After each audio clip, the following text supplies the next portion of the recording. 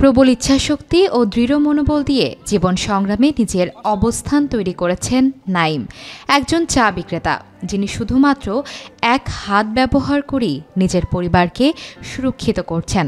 আমি আর আমার ওয়াইফ মিলে মনে করেন দোকানটা করছি। আমার পরিবারে বাবা মা, এখানে আমার ওয়াইফ আর আমাকে হেল্প করছে। কাজ করার ভিতরে আনন্দ একটা অন্যরকম, সম্মান একটা অন্যরকম। হাত নাই কিন্তু নিজে কাজ করছেন, এই প্রচেষ্টাকে কিভাবে দেখছেন? অনেক ভালোভাবে দেখছি, কারণ আমার হাজবেন্ড অন্য কোনোভাবে খাচ্ছে না, সে নিজে কর্ম করে খাচ্ছে।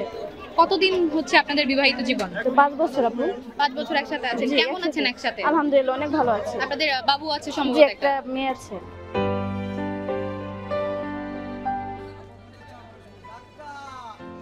ছোটবেলায় ট্রেন দুর্ঘটনায় একটি হাত হারানোর পরও থেমে থাকেননি নাইম, কাঁধে তুলে নিয়েছেন জীবিকার পুরো দায়িত্ব। তার পাশে আছেন তার স্ত্রী, যিনি সবসময় স্বামীর সাহায্যে এগিয়ে আসছেন। আচ্ছা, আপনার হাতে কি হয়েছিল?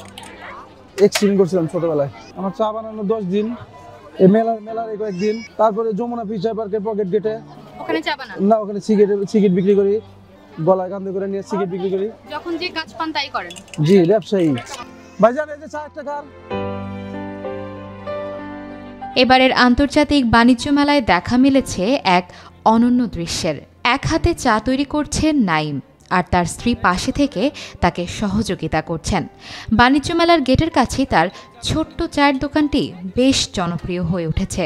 2 ধরনের চা নিয়ে দর্শনার্থীদের মধ্যে সমাদৃত নাইমের ছোট্ট দোকান। জি, টেস্টটা ভালো, খারাপ মনে হচ্ছে না, ভালোই মনে হচ্ছে। হ্যাঁ, চা ভালো আছে, চা খুব ভালো হয়েছে।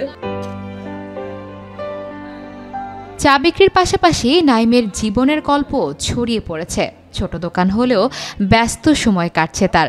দর্শনার্থীরা শুধু চা নয়, তার অদম্য ইচ্ছাশক্তিরও প্রশংসা করছেন। এক হাতে জীবনের চাকা ঘোরানোর এই সংগ্রাম অনেকের জন্যই অনুপ্রেরণার উৎস।